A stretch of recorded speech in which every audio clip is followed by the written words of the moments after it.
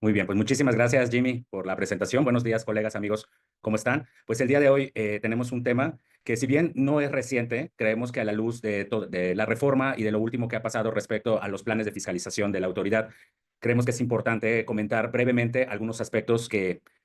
van a ser un foco importante para los procesos de auditoría. Seguramente muchos de los colegas que están aquí lo han vivido con el SAT en temas de requerimientos y de discusiones con la autoridad. Y por tal motivo decidimos en esta sesión comentar un poco la experiencia que hemos tenido, las posturas que hemos observado en estas revisiones y, por supuesto, pues si se da la oportunidad, abrir un poco la plática. ¿Ok? Denme un momento. Para redondear un poco los temas que vamos a ver, son cuatro, haré el mejor esfuerzo por terminarlo en 30 minutos, creo que hay mucha tela de dónde cortar, pero como bien comentaban hace un momento, lo que debemos recordar es que el criterio vinculativo no es ley, es más bien una exposición de una postura que la autoridad toma respecto a ciertas operaciones, transacciones, movimientos o circunstancias que los contribuyentes toman parte en su día a día de trabajo y en materia documental de precios de transferencia, y como su nombre lo dice, no son vinculantes, es decir, no establecen un precedente en norma, simplemente es conocer de manera anticipada, pues, qué es lo que opina el SAT de esos movimientos. El día de hoy vamos a comentar los que creemos que son los importantes, tres directamente vinculados con operaciones intercompañía, que es el criterio no vinculativo 4, 33 y 34, y comentaremos uno más, que es el número 44, que es respecto a temas de prestaciones de servicios. ¿Ok? Vamos a empezar. El criterio número 4 habla específicamente de todo lo que tiene que ver con operaciones de activos intangibles. Y lo interesante que yo pongo sobre la mesa es que este criterio se robustece con mucha de la información que hoy por hoy en la parte de compliance tendríamos que estar documentando, específicamente en temas de local file y master file, pero también respecto a la distinción y el proceso bajo el cual nosotros llevamos a cabo los análisis funcionales de las empresas. ¿Qué es lo que básicamente restringe el criterio no vinculativo 4? Pues restringe tres elementos importantes. Uno que tiene que ver con el pago específico de regalías de ciertos intangibles y otros más que tienen que ver con la adquisición de un activo intangible. Comentando rápidamente estos temas, en el tema de las regalías establece una limitante en donde nos dice que se considera una práctica indebida cuando el contribuyente mexicano paga regalías de aquellos intangibles que eran originalmente propiedad del contribuyente que paga las regalías o de alguna parte relacionada de la compañía que paga las regalías, y que el propietario sea una empresa parte relacionada residente en el extranjero. Un elemento clave aquí, aparte de restringir este pago de regalías, es que el criterio va más allá, no únicamente observa el pago de la regalía a una entidad del extranjero cuya activo intangible fue originalmente adquirido de la parte relacionada, de la parte relacionada que paga o de otra parte relacionada residente en México, perdón, sino que también establece el criterio del valor de ese activo. Es decir, todavía el criterio establece que si la transferencia de dicho activo a la entidad del extranjero fue a título gratuito o a un valor menor al valor de mercado, pues esta operación se considera una operación no debida o indebida. Los otros dos elementos que establece el criterio no vinculativo es la deducción de la inversión en activos intangibles cuando la compra que realiza el contribuyente mexicano viene de una empresa residente en el extranjero, pero que dicho activo intangible fue desarrollado en México. Esto es bastante interesante porque no únicamente lo limita en el aspecto de que ese activo intangible haya sido adquirido de una parte relacionada. ¿Qué quiere decir? Que si el activo originalmente fue adquirido por la parte relacionada en el extranjero de un tercero independiente y que existió un pago por ese intangible, la limitante no aplica. Si el activo intangible fue originalmente comprado o desarrollado en México de una parte relacionada, ahí es donde se establece la limitante. Y la segunda limitante respecto a la adquisición de activos intangibles tiene que ver con una triangulación, es decir, la autoridad saca esta premisa en el criterio no vinculativo, estableciendo que cuando la inversión viene de una adquisición de un tercero, lo cual en primera instancia podría parecer que está a valor de mercado por esencia, ya que viene de una compra de tercero, pero que históricamente ese activo intangible que nos vende el tercero fue adquirido de una parte relacionada, entonces se considera que esta operación es indebida. ¿Ok? Y ahorita vamos a hacer los comentarios, no sin antes comentar el último punto, que eso viene pues ya por default en todos los criterios no vinculativos, que establece una responsabilidad del asesor que participa en este tipo de estructuras, estableciendo que se considera una práctica indebida el asesorar, aconsejar, prestar servicios o participar en la realización o la implementación de este tipo de operaciones. Entonces, el criterio no únicamente establece operaciones o responsabilidades directamente al contribuyente, sino también establece como una práctica indebida una responsabilidad al asesor que participa en este tipo de estructuras, ¿no? Y bueno, pues haciendo paréntesis, sabemos todos los que estamos o llevamos a cabo compliance o cumplimiento en materia de precios que la identificación del asesor pues es sumamente importante y además claramente identificable para la autoridad, en el entendido que nosotros mandamos nuestro RFC como parte de ICIF, de dictámenes fiscales o de la mismo envío de la información de las informativas BEPS, ¿no? Local file, master file, etcétera. Ahora, dicho lo anterior, hablamos de las regalías y de la adquisición. ¿Cuáles son los puntos que ya entrando en materia en el día a día nos confronta este criterio en la operación o en los análisis que nosotros hacemos? Pues en primera instancia lo que se establece es una mayor rigidez o un mayor rigor como asesores en el involucramiento de estas operaciones. Lo que pudiera ser una operación que aparentemente sea rutinaria, como validar el pago de una regalía a una parte relacionada o la adquisición de un activo intangible, nos pone al contribuyente como al asesor en un punto como detective, ¿no? Nosotros tenemos que hacer muchísimas más preguntas para saber históricamente de cómo proviene esa relación de regalías o de compra de activo fijo respecto a la titularidad o al origen de ese intangible. Muchas ocasiones ha pasado que nos enfocamos mucho dentro de los análisis en saber cómo se fija la contraprestación, los papeles de trabajo, la base sobre la cual está calculada la regalía, pero omitimos o se omite el conocer el origen de ese intangible. Y lo curioso en el criterio no vinculativo es que no se establece una temporalidad. ¿A qué me refiero con una temporalidad? Que probablemente el activo intangible lleva 2, 3, 4 años como propiedad del extranjero, ya sea que lo adquirió o lo desarrolló o lo ha desarrollado aparentemente durante un periodo, pero a lo mejor 5, 6, 7, 8 años atrás fue previamente adquirido de una parte relacionada mexicana, ya sea el mismo contribuyente u otra parte relacionada del mismo. Y ese tipo de preguntas en muchas ocasiones se omiten en la revisión de precios y al no tener un periodo margen en donde te diga la autoridad, esta operación no puede tener una mayor antigüedad de 5 años, nos pone en una circunstancia de ir más allá en los cuestionamientos al contribuyente o a la empresa que asesoramos. Es importante decir que no necesariamente lo que en una primera instancia parecería como una operación que ya no podemos hacer, pone elementos técnicos bastante interesantes. Por ejemplo, independientemente que la parte relacionada haya adquirido de una parte relacionada mexicana, dicho intangible sea el mismo contribuyente, cabe aquí la pregunta de qué ocurre si el intangible adquirido de origen ha sufrido modificaciones relevantes en la naturaleza del mismo. Es decir, se adquiere del contribuyente o de una parte relacionada mexicana un intangible, llamemos una marca o algún conocimiento industrial o algún software que estaba en un periodo inicial. Vamos a pensar, se hizo aquí el desarrollo, la parte de, hablando de una marca, el color, la forma o el diseño del logotipo, pero quien realmente le da el valor a ese intangible, pues es la parte relacionada en el extranjero, ¿no? Se le hace una inversión, se hace la protección, etcétera, etcétera. De acuerdo al criterio vinculativo, no hace esta diferencia entre esta parte de agregar un valor por parte de la entidad que nos cobra la regalía o que nos vende dicho activo. Entonces, se pone bastante interesante el pensar, oye, sí, el criterio no vinculativo establece una restricción respecto a la adquisición del intangible, pero yo pondría la pregunta, ¿estamos hablando del mismo intangible? De origen pareciera que sí, pero el intangible probablemente ya tiene un incremento de valor que vamos a poner esta palabra, lo desvirtúa la operación original. Este desvirtuamiento realmente limitaría bajo el criterio no vinculativo que yo no puedo pagar una regalía o que yo no puedo readquirir ese intangible. Yo creo que es un tema interesante para cada uno de nosotros como asesores el debatirlo y el proponerlo y el analizarlo para cada uno de nuestros clientes. Y por supuesto, un elemento fundamental para tener el soporte de esta discusión, en este ejemplo que ponía en los anteriores, es llevar un análisis de EMPE perfectamente delineado de la operación. Muchas veces me ha tocado debatir con algunos colegas en donde limitan el tema del análisis de EMPE únicamente a la presentación del local file. Creo, y esa es una opinión personal, que a la luz del criterio no vinculativo, cualquier operación que tenga que ver con el pago de un intangible, ya sea a través de una regalía o la adquisición del mismo, debe de llevar correctamente un análisis de EMPE. Recordemos que otros temas del fallo de la aplicación de la información que se comenta aquí y que la posible no deducción de la regalía o de la amortización de la compra del intangible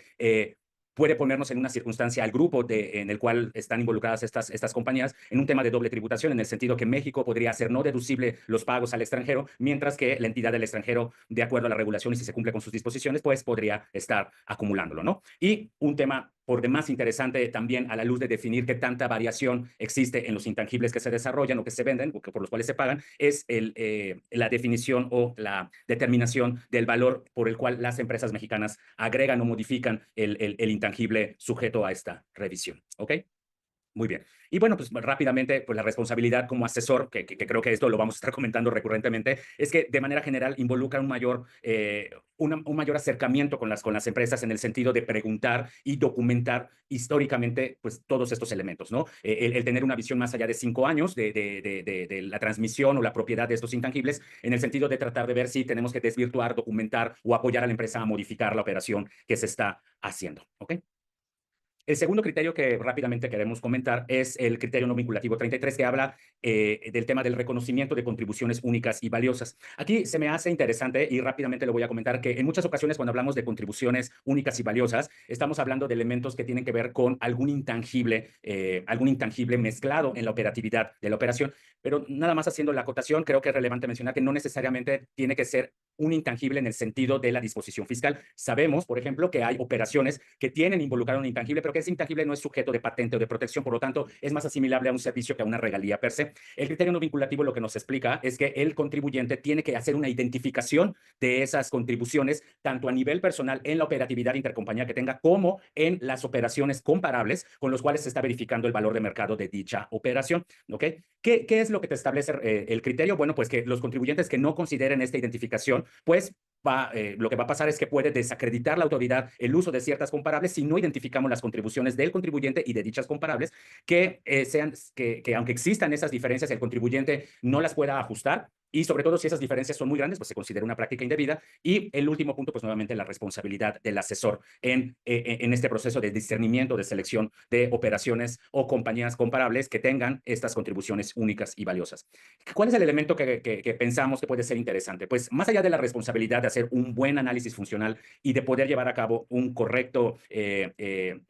selección de las operaciones o compañías comparables, pues pone un elemento que yo podría definir como titánico, ¿no? Como un elemento bastante complicado por parte del contribuyente y del asesor, que es la identificación de esas contribuciones únicas y valiosas por parte de la información pública. Sabemos que en muchas ocasiones la información pública respecto a las compañías comparables, pues está limitada a la información por las cuales estas empresas que son públicas tienen pues la obligación de revelar a la SEC o a cualquier otra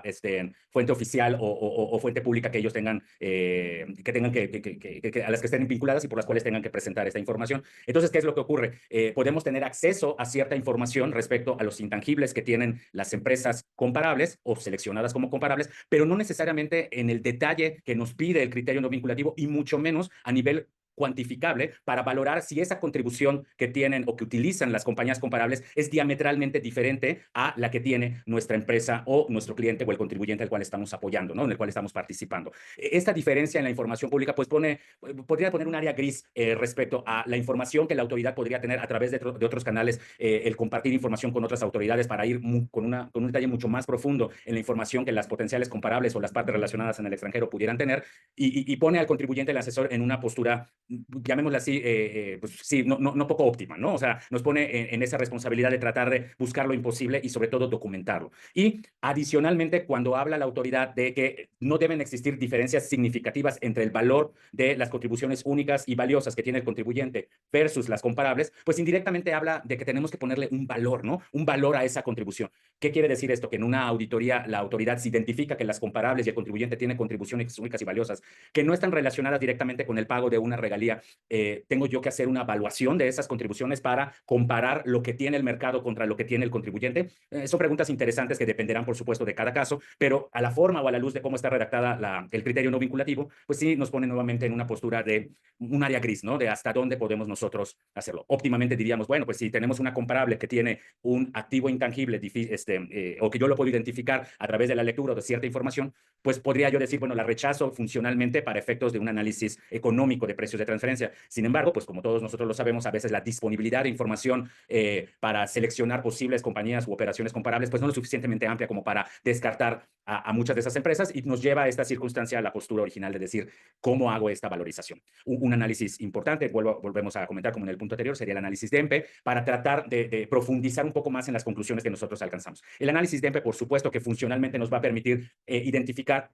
tanto para el contribuyente como para las compañías comparables o operaciones comparables, la circunstancia en la que ambas empresas, perdón, en la que ambos escenarios se documentan, pero definitivamente no nos va a llevar a una valorización en donde nosotros claramente podamos decir hay una diferencia significativa en el valor atribuible a las operaciones a las que participan las partes relacionadas y los terceros, porque pues eso implicaría llevar una evaluación y muchas veces ese valor pues no lo podemos obtener, ¿no? El tercer punto, que es el criterio no vinculativo 34, habla de la modificación al valor de las operaciones intercompañía cuando la operación de origen se encuentra a valores de mercado. ¿Qué es lo que ocurre? Pues tenemos a un contribuyente, a una empresa que hace sus análisis de precios de transferencia y la contraprestación que se pacta entre las partes relacionadas se encuentra ya a valor de mercado, es decir, dentro del rango intercuartil como lo establece la norma, mi contraprestación, el monto que pacto o el precio de la operación se encuentra dentro de ese rango y podemos darle una palomita para efectos de cumplimiento que la operación pues es correcta, ¿no? El criterio no vinculativo lo que establece es que se considera una práctica indebida cuando el contribuyente modifica dentro del rango, y eso es importante, dentro del rango, el valor de la contraprestación. Aquí no vamos a entrar por un tema de precios de qué es lo que ocurre cuando la operación está fuera de mercado, fuera de valores de mercado, porque pues eso implicaría la aplicación de un ajuste de precios de acuerdo a la norma existente, sino aquí lo que nos habla es de una operación que ya se encuentra en rango, pero que el contribuyente decide mover la contraprestación dentro de ese rango. Un antecedente importante que establece el criterio no vinculativo es que el objetivo que busca el contribuyente con este movimiento es un beneficio fiscal. Y esto lo quiero ahora sí que subrayar o poner en negritas, porque esto nos puede dar la pauta de una discusión bastante interesante, ¿no? Existe un antecedente del objetivo que se quiere alcanzar al hacer este movimiento, lo cual nos lleva a algunos cuestionamientos que creo que son importantes, que es, bueno, ¿y qué pasa si yo como puedo defender que el movimiento de una operación que originalmente estaba en rango, yo la modifico dentro del rango a otra contraprestación, pero no por el objetivo de buscar un beneficio fiscal en una primera instancia, ¿no? Podemos nosotros poner como ejemplo, está muy trillado, pero creo que abona muy bien lo que ocurrió durante el COVID, ¿no? Durante el COVID habían operaciones que estaban a valor de mercado, pero por las circunstancias económicas que ocurrieron en ese momento, hablemos no de partes relacionadas, sino de terceros, decidieron hablar con clientes o proveedores para modificar contraprestaciones que ya estaban pactadas o circunstancias económicas alrededor de la operación, temas de pago, de cobro, establecimiento de penalidades, cancelación del contrato, etcétera, con el objetivo de continuar en una relación pues en una relación económica o de negocio con ese proveedor o con ese cliente. El criterio limita ese tipo de negociaciones o de pláticas entre partes relacionadas, lo cual pone un cuestionamiento económico bastante interesante en el sentido de que si el objetivo en precios de transferencia es que las operaciones cumplan con valor de mercado y el mercado establece negociaciones, procesos o elementos a través de cual dos terceros pueden renegociar una contraprestación que originalmente estaba de valor de mercado al ser operaciones entre terceros, ¿por qué esa circunstancia no pudiera ocurrir entre partes relacionadas? Recuerdan que les comentaba el tema del beneficio fiscal. Bueno, ¿qué ocurre? Nosotros sabemos que ya tiene algunos años en donde la norma establece este tema de razón de negocios, en donde la definición de razón de negocios es que toda operación que se pacte tiene una razón de negocios si nosotros podemos soportar, obviamente lo estoy reparafraseando de manera general,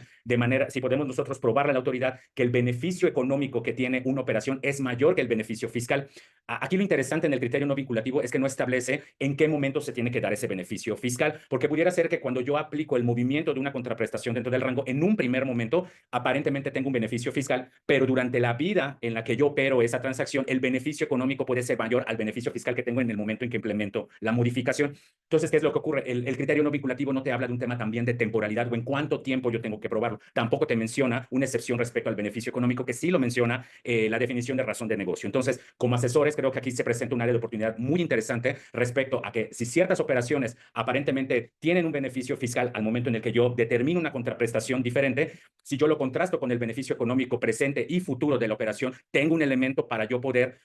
comentar o negociar o replantearle a la autoridad nuestra circunstancia o la circunstancia particular de la operación, o definitivamente la autoridad va a tratar de desacreditarla. En alguna auditoría que yo tuve en el pasado, este elemento de manera indirecta se presentó en el cual un contribuyente había movido la contraprestación y a través de la presentación de información, soporte como cláusulas en contratos que de origen presentaban la oportunidad de renegociar la operación, papeles de trabajo y una explicación detallada de por qué comercialmente el movimiento que originalmente pareciera que nos daba un beneficio fiscal llevaba a una base gravable mucho mayor a lo largo del tiempo, fueron elementos importantes en esa auditoría para hacerle comprender a la autoridad que como lo que establece el criterio, que es buscar directamente un beneficio fiscal, que esa aseveración no era del todo cierta, que sí había un beneficio fiscal momentáneo, pero que a la larga tanto el pago de la retribución como el beneficio económico del negocio era mucho mayor, ¿no? Entonces, la verdad, de los tres criterios que llevamos hasta el momento, este es el que se me hace muchísimo más interesante desde un punto de vista documental, ya que habla específicamente, o el planteamiento que quiero poner sobre la mesa es este tema del beneficio económico, como un elemento para sopesar lo que se establece en el criterio como una práctica indebida. Y ya por último, si bien el criterio no vinculativo 44 no habla específicamente de operaciones intercompañía, a la luz de la prestación de servicios, que sabemos que es una de las operaciones típicas entre partes relacionadas, ya sea aquí en México o en el extranjero, creímos relevante mencionarlo, ¿no? Sobre todo porque es bastante frecuente, ¿no? Básicamente, ¿qué es lo que establece el criterio no vinculativo? Que es una práctica indebida deducir operaciones relacionadas con la prestación o recepción de servicios si estas operaciones no cuentan con la correcta documentación respecto a si el servicio fue efectivamente prestado o entregado, aun y cuando exista un comprobante fiscal, lo cual menciona de manera indirecta que estamos hablando tanto de operaciones nacionales como operaciones en el extranjero. No habla de un CFDI, sino de un comprobante fiscal, ¿no? Y nuevamente la responsabilidad del asesor. ¿Qué elementos creemos que son relevantes en esta discusión? Bueno, pues uno, pues todo lo que tiene que ver con servicios en el extranjero. ¿Qué pasa cuando yo recibo un servicio de una parte relacionada en el extranjero, en donde pues el lugar de la prestación del servicio se encuentra en otro país, en donde las regulaciones respecto a cómo se debe documentar para efectos de materialidad fiscal desde la perspectiva mexicana del servicio, pues es diferente, ¿no? No necesariamente en todos los países se pide o se exige a los contribuyentes el documentar la prestación de un servicio de la misma forma como lo hace aquí en México. Entonces, eso nos presenta un problema operativo al momento de tratar de justificarle a la autoridad bajo la óptica mexicana que el servicio fue efectivamente prestado, ya que no se trata únicamente de la evidencia del servicio, de si hay un correo, un entregable, etcétera, sino que va más allá respecto al fondo de la operación, darle efectivamente los elementos para justificar que el servicio no ha sido duplicado, que realmente le da un incremento al valor de la operación del contribuyente mexicano dependiendo del servicio que se trate, ¿no? Hablando de operaciones nacionales, pues creo que, y muy rápidamente creo que sale sobrando decir que todo el tema de subcontratación y de REPSE se vuelve un elemento fundamental. Aquí hemos identificado dentro del despacho todavía un área poco explorada respecto a todos estos movimientos que hubo en años pasados respecto a el personal que se movió de prestadoras in-house de servicios a empresas de servicios especializados, que algunas subsistieron después del inicio de la normativa en contra de la subcontratación,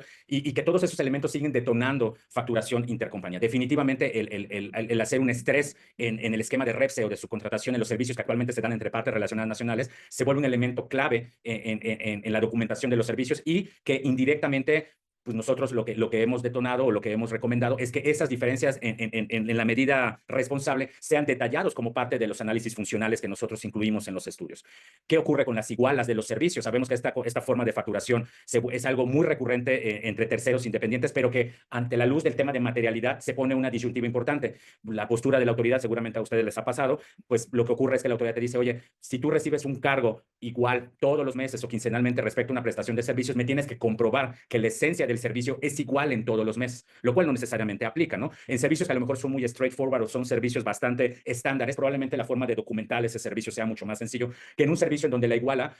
lo que trata de hacer es dar una facilidad de pago a un cliente a efectos de brindarle un servicio a sabiendas por parte del proveedor que van a haber periodos en donde la carga de trabajo o la prestación del servicio sea más intensa respecto a otros. Entonces, la autoridad lo que puede decir es, oye, pues en aquel momento en donde tú no recibes el servicio, ¿por qué haces deducible un pago si el beneficio de ese servicio se da en otro momento, ¿no? Cuando la práctica de las igualas de los servicios, pues es una práctica, pues, voy a ponerle este mote, normalizada dentro de los prestadores de servicios. Y ya por último, pues todo lo que tiene que ver con la caracterización fiscal del servicio. ¿Qué ocurre cuando nosotros queremos darle materialidad a la prestación o a la recepción de un servicio cuando ese servicio involucra indirectamente un intangible? Todo lo que tiene que ver con un know-how o una asistencia técnica, en donde sabemos que parte esencial del valor de ese servicio no involucra horas de una persona sentada maquilando o elaborando per se un documento, sino que tiene que ver más con un conocimiento técnico, un expertise que el prestador del servicio tenga, y que en muchas ocasiones a valor de mercado la proporción entre la contraprestación y el entregable que pueda entregar ese servicio no está directamente relacionado con el valor per se del mismo. En esa circunstancia la autoridad diría, oye, pues justifícame que a lo mejor asistir a una reunión con una persona o con un jugador clave dentro de tu mercado, realmente esa hora te da el cambio total dentro de tu postura de negocio comercial, y pues para mi autoridad no se me hace que está correctamente documentada la materialidad de esa prestación de servicio, en el sentido de que no me hace sentido que 1 hora o 2 horas de asesoría tengan un cambio tan importante en tu organización y que la contraprestación atada a esa asesoría o ese apoyo sea en los valores que tú tratas de deducir. Entonces, el tema de los servicios que tienen un componente de intangible, pues se vuelve bastante complejo al tema en el momento en el que queremos documentar la materialidad del mismo. Bueno, mi querido Jimmy, ahora sí que no, ni siquiera respiré para poder terminar, me pasé unos 5 minutitos, pero bueno, ese es un poco lo que quería comentarle, les agradezco mucho su tiempo y pues bueno, a sus órdenes. Gracias, Jimmy, gracias, Sara.